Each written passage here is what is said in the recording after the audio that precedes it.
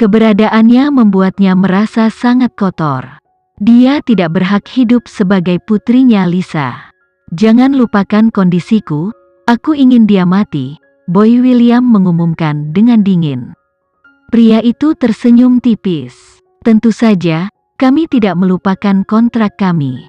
Kalau begitu, cepatlah, aku tidak tahan mengetahui dia masih hidup." Kata Boy William berubah lebih dingin. Dia benar-benar tidak sabar menunggu Keenan mati karena keberadaannya merupakan penghinaan langsung baginya. Konferensi itu akhirnya selesai. Ketika mereka kembali ke belakang panggung, semua orang datang untuk memuji dan memberi selamat kepada Keenan. Penampilannya hari itu sangat indah. Lydia tidak punya pilihan selain mengikutinya. "Nona Keenan, selamat. Anda melakukan pekerjaan yang luar biasa di luar sana." "Ini baru permulaan." Keenan menatapnya dan berkomentar. Jawabannya membingungkan. Sebelum Lydia bisa mengerti apa yang dia maksud, Keenan pergi. Melihatnya mundur, untuk beberapa alasan, Lydia merasa kecemasan muncul di dalam dirinya. Namun, dia akan segera mencapai impian terbesarnya. Ketika itu terjadi, Keenan harus tunduk padanya tidak peduli seberapa kuat dia. Lydia tidak bisa menahan senyum puas, memikirkan seberapa dekat dia untuk mencapai mimpinya. Namun, senyumnya dengan cepat berubah menjadi cemberut ketika dia ingat virusnya telah disembuhkan. Ini berbeda dari yang direncanakan, seharusnya tidak sembuh begitu cepat. Lydia segera meninggalkan tempat kejadian, bergegas mencari solusi. Setelah kelompok Keenan meninggalkan konferensi, mereka menuju rumah sakit. Lucky telah menciptakan obatnya, tetapi dia perlu tahu apakah Vano telah diberi vaksin atau tidak. Sepanjang jalan, Sam dan yang lainnya terus memuji, tapi Keenan hanya mengangguk tanpa komitmen. Dia hanya ingin sampai di rumah sakit. Ketika mereka benar-benar tiba, Keenan praktis melompat keluar dari mobil untuk menemukan Vano. Sebelum dia mencapai kamarnya, dia melihat Lucky.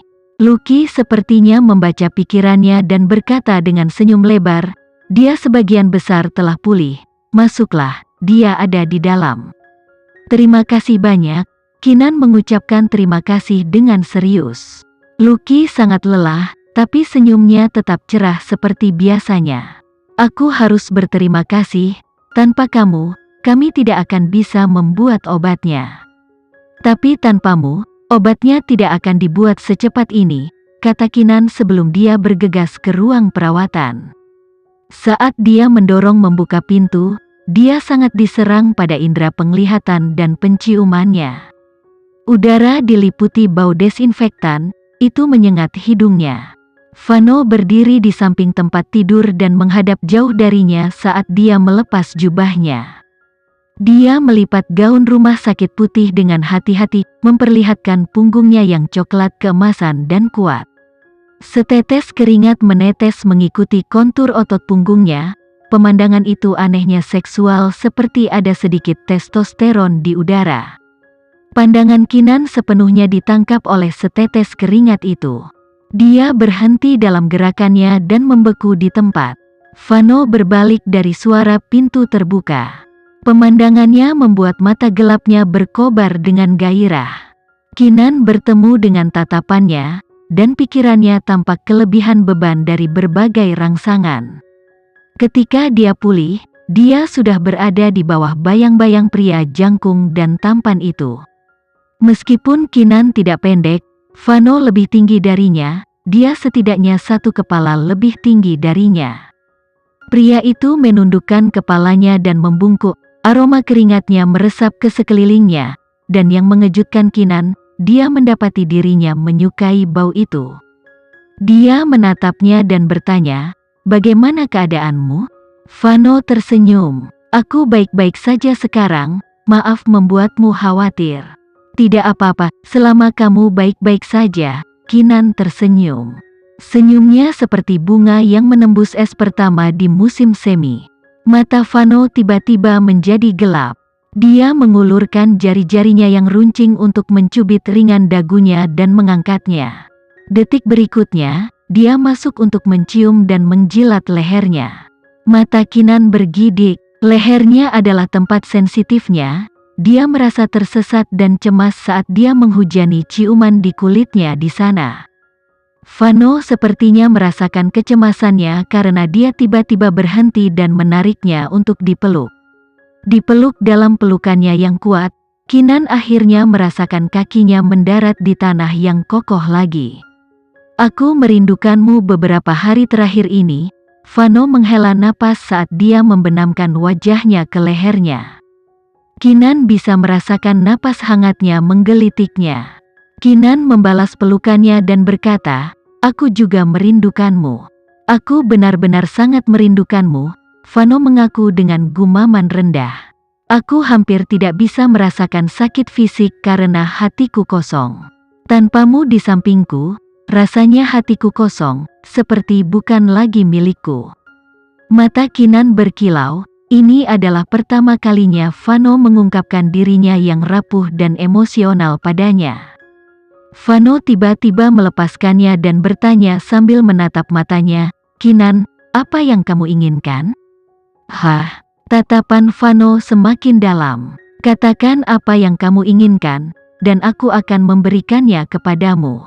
Kinan tertawa terlepas dari segalanya. "Aku sudah punya lebih dari cukup. Aku mendengarmu telah ditunjuk sebagai duta besar baru. Aku melihatmu muncul di televisi sebelumnya," komentar Vano. Kinan memperhatikan memang ada televisi di ruangan itu. Kinan mengangguk. "Ya, aku baru saja ditunjuk hari ini. Tujuannya untuk mengungkap konspirasi ini." Vano tersenyum jahat. "Aku tahu kamu sempurna untuk posisi ini. Kamu telah membuat semua orang terkesan. Apa yang terjadi ketika aku tidak sadarkan diri? Ceritakan semuanya." "Oke, tapi kita bisa melakukannya nanti. Kemasi barang-barangmu dulu." Kinan juga belajar bagaimana mendiskusikan kondisi dengannya. Vano menciumnya dengan ringan di dahinya dan berkata dengan suara yang dimanjakan, "Keinginanmu adalah perintahku." Kinan tahu dia menghindari mencium bibirnya karena dia takut menularkan virus kepadanya, tetapi dia telah sembuh dan dia tidak keberatan. Saat Vano berbalik, Kinan tiba-tiba menarik lengannya. Pria itu berbalik dengan bingung saat bibir lembut Kinan mendekatinya. Vano tidak menghindar dan menatap dengan pupil matanya yang melebar saat wanita impiannya maju untuk mencium bibirnya. Kinan mundur setelah kecupan singkat dan berkata sealami mungkin, "Bersiaplah, aku akan menunggu." Dia tidak bisa menyelesaikannya karena mulutnya sudah terisi. Semua orang senang bahwa Vano merasa lebih baik. Setelah mandi dan berganti pakaian, dia tampak siap menghadapi dunia. Dia harus kembali ke citra raja yang mendominasi dunia bisnis. Sam dan yang lainnya juga tidak melihatnya selama berhari-hari. Tiba-tiba melihatnya lagi, mereka terkejut menyadari bahwa mereka sebenarnya merindukannya. Kesadaran itu membuat bulu di lengan mereka terangkat. Sepanjang perjalanan pulang, beberapa dari mereka terus memberitahu dia tentang hal-hal yang terjadi baru-baru ini. Tatapan Vano mengeras dan dia berkata, dengan kata lain, beberapa pihak sedang memasak konspirasi raksasa. Kinan terkejut dia akan sampai pada kesimpulan ini hanya dengan beberapa detail yang diberikan oleh Sam dan yang lainnya. Dia tidak berbicara sepatah kata pun kepada Sam dan yang lainnya tentang konspirasi itu.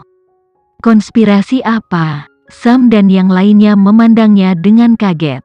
Meskipun mereka sudah curiga ada sesuatu yang besar sedang bekerja, jelas konspirasi yang ada dalam pikiran Vano berbeda dari mereka. Vano tidak menjawabnya secara langsung tetapi menoleh ke Kinan untuk memastikan, "Apakah aku benar?" Kinan mengangguk. "Ya, jika aku tidak salah, seseorang sedang memasak konspirasi raksasa." "Kinan, konspirasi apa ini?" tanya Jessie. Kinan menoleh ke arah mereka dan mengumumkan dengan serius, "Seseorang mencoba menghancurkan negara ini."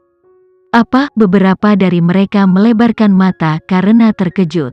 "Seseorang berencana untuk menghancurkan negara ini." Negara ini saat ini memegang posisi penting di panggung dunia. Itu telah menyaksikan kenaikan meteorik dalam beberapa tahun terakhir, menyebabkan banyak kabupaten lain menjadi iri dan berhati-hati tentang hal itu. Tetapi mereka tidak berpikir bahwa orang akan cukup berani dan gila untuk ingin menghancurkan negara. Sekian dulu ya video kali ini, kita lanjutkan lagi videonya di lain waktu. Oh iya, bagaimana menurut kalian? Semoga bisa sedikit menghibur kalian semua. Untuk teman-teman yang baru nonton, jangan lupa subscribe ya, hehehe. Dan kalau teman-teman ada yang ingin gabung langganan, bisa langsung gabung saja untuk dapat fitur yang menarik dan sedikit membantu Mimin. Terima kasih banyak sudah menonton, sampai jumpa lagi, bye.